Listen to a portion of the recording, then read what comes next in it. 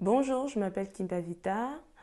Je suis ici présentément pour vous parler de la formation des talents.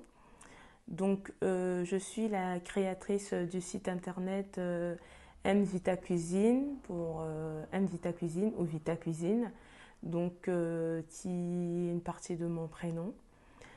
C'est un site qui se consacre à la pâtisserie et la cuisine. Donc, je suis ici présentément pour vous parler de la formation des talents que j'ai faite avec le coach William. Tout a commencé, comment je pourrais l'expliquer. C'est parti d'une connaissance qui voyait sur mon Facebook toutes les photos culinaires que je mettais, que je montrais aux amis, que je partageais, qui m'a proposé en fait prendre contact avec ce monsieur, coach William, et tout est parti de là. Et j'ai essayé de voir les vidéos du coach William, d'essayer de comprendre en fait qui il était parce que je ne le connaissais pas. Mais tout ça, si on remonte à plus longtemps, je ne le connaissais peut-être pas, mais en fait, en réalité, c'est quelqu'un que j'avais vu en vision 2 années avant. Sauf que à ce moment-là, je l'avais vu, mais je ne connaissais pas son visage. Vu que je ne connaissais pas son visage, il était représenté comme un lion dans mon rêve. Et j'ai commencé à suivre ces vidéos. Et un jour, je me suis, je sais pas, c'est comme si je m'étais rappelé de quelque chose. Je me suis dit, tiens, ce monsieur-là, enfin, coach William, il ressemble à un lion. Et j'ai ri.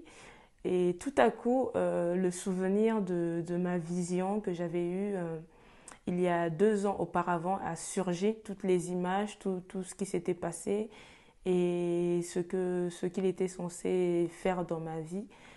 Tout a apparu d'un seul coup et ça a été clair dans ma tête. Je me suis dit, waouh, donc c'était lui en fait.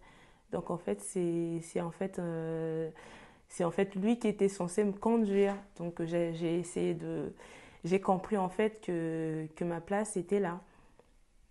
Donc au départ, voilà, donc quand on m'a dit de le contacter, j'ai attendu un peu parce que j'ai voulu très vite le contacter pour faire la formation. Et une petite voix qui me disait pas maintenant, attends, c'est pas le moment. Puis le mois d'après, c'était le moment, j'ai fait cette formation.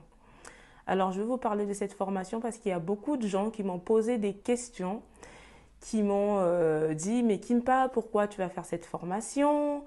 Tu connais très bien ton talent. Qu'est-ce que ça va t'apporter en plus? Oui, formation de talent, mais tout le monde sait que toi, c'est la cuisine et tout ça. Formation des talents, on ne comprend pas, voilà. Donc, voilà. Donc, j'essaie d'en parler parce que, en réalité, les gens, ils se rendent pas vraiment compte de la grandeur ou comment je vais expliquer ça, de l'impact en fait que cette formation donne en fait à la personne en fait. Donc on a toujours l'image ou on a toujours l'impression que voilà, mon talent je le connais, que voilà, qu'est-ce qu'on va m'apporter en plus. Mais en fait ça n'a rien à voir. Ça n'a rien à voir entre mon état initial où j'étais avant. Je savais très bien que j'aimais la pâtisserie.